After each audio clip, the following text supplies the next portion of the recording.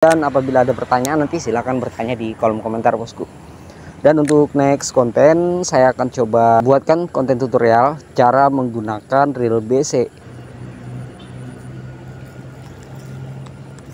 Oke, sekarang saya lanjut ke konten pengenalan beberapa bagian yang ada di reel BC bosku. Ya, untuk itu saya coba ganti dulu untuk lurinya.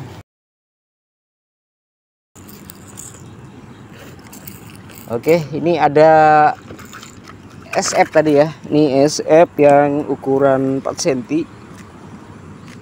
Handmade, buatan saya sendiri, dan yang ini 6 cm ya.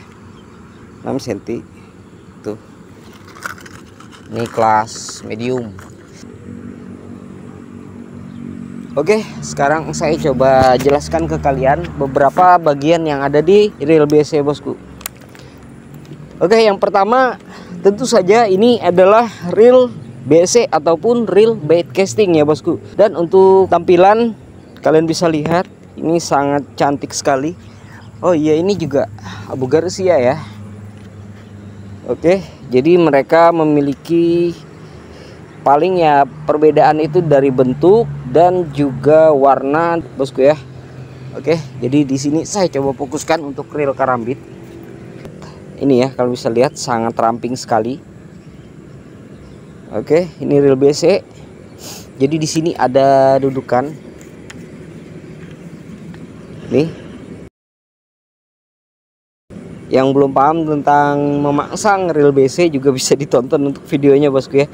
Ini gampang, tinggal dipasang di reel set joran kalian di sini, bagian sini. Ya, terus kalian jepit. Oke, kita mulai dari sisi kiri ya bosku. Untuk sisi kiri ini yang dinamakan dengan handle. Ini satu set ya bosku, handle. Ini handlenya. Dan yang kalian pegang biasa untuk menggulung ini namanya knob handle ya. Ini knob handle. Terus di sini ada baut ataupun mor, ada 2 buah ya. Terus penguncinya, ini pengunci. Oke, terus yang selanjutnya yang ini dinamakan dengan drag bosku ya. Jadi ini drag.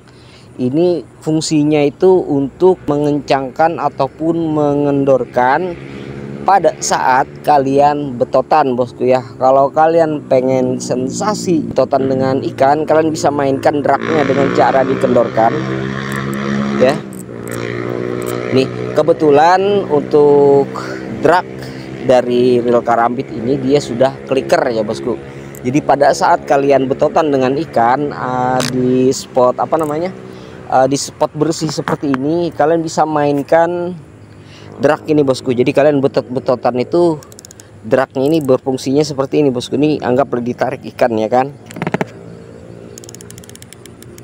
Nah itu. Tapi kalau spot kalian itu banyak ranting, banyak sangkutan di bawah, mending jangan di on kan untuk dragnya, jadi dimatikan. Untuk mematikan dan mengonkan drag itu putarannya searah jam. Mengaktifkan ataupun mengoffkan si drag ini, mengencangkan lah bahasanya bosku ya, itu kalian putar ke depan nih. Dari sini ya kalian putar ke depan nih. Kalau mau mengencangkan tuh ke depan, ini otomatis spool ini tidak akan bisa bergerak pada saat ditarik sama ikan, begitu ya bosku. Oke, tapi kalau kalian pengen kendorkan itu tinggal tekan ke bawah, diputar ke bawah seperti ini. Paham ya? Oke, ini handle, ini knob handle ya, dan ini drag handle. Oke, yang selanjutnya adalah knob tension. Nah, ini yang kita bahas di 2 konten sebelumnya ya. Ini namanya knob tension. Knob tension ini bisa dikencangkan dan juga dikendorkan. Ini berfungsi untuk menyesuaikan berat dari luri ataupun teknik dari lemparan kalian ya bosku. Jadi ini berhubungan dengan sisi kanannya. Oke, ini sisi kiri ya. Jadi kalau kalian pengen mengetatkan spool ini supaya tidak berputar kencang pada saat kalian melempar atau kalian pengen membatasi lemparan, ini juga bisa difungsikan ya, digunakan si knop ini. Nih contohnya, nih dia tidak mau berputar ya bosku. Nah ini aktif, tapi kalau kalian mau kendorkan, ini thumbnya ditekan ya, ini kalian tinggal putar ke depan, tuh dia sudah jalan ya. Tuh saya ulang, ini posisi terbuka untuk knob tensionnya. Kelihatan apa enggak ya di kamera? Saya ulang, ini ya, ditekan, knob posisi terbuka. Oke, dia akan jatuh. Nah itu kan tadi bisa dilihat backlist ya, PE itu lebih cepat keluar. Jadi kalian bisa setting di sini, kalau PE itu terlalu cepat itu suka backlist, jadi kalian ketatkan untuk knobnya. Nah itu tidak ada backlist ya bosku, apalagi untuk pemula kan biasanya lemparannya tuh tidak stabil. Untuk powernya itu sudah saya jelaskan di konten sebelumnya ya. Nih pada saat menyentuh air luri, benang PE tidak keluar dari gulungan spool ya, tapi kalau kalian aktifkan, kalian kendorkan knob ini, hasilnya akan seperti ini. Nah bosku, ini yang bikin backlist, apalagi lemparannya tidak stabil ya bosku. Oke, itu fungsi dari knob tension ya bosku. Yang selanjutnya ini adalah thumb.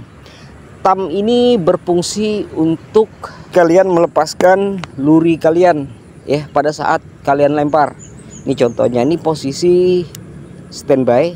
Pada saat kalian tekan standby, jadi waktu posisi seperti ini kalian sudah siap ingin melempar. Jadi kalau sudah melempar, ini kalian lepas. Ibu tangan ini sudah menekan ke thumb, dan sisi ujung dari ibu tangan ini menahan spool. Lalu kalian lempar ya untuk lurinya. Oke. Tentunya sudah disesuaikan dengan berat luri dan juga settingan dari knob tension ya bosku. Oke, sekarang kita coba.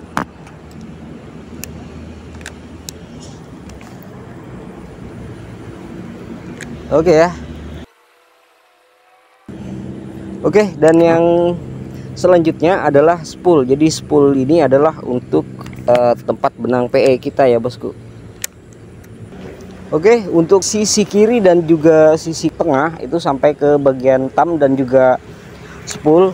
Yang selanjutnya di sisi kanan ya bosku. Untuk sisi kanan di sini ada tutup spool. Nah ini tutup spool ya bosku. Untuk tutup spool dari reel karambit itu dia ada penguncinya.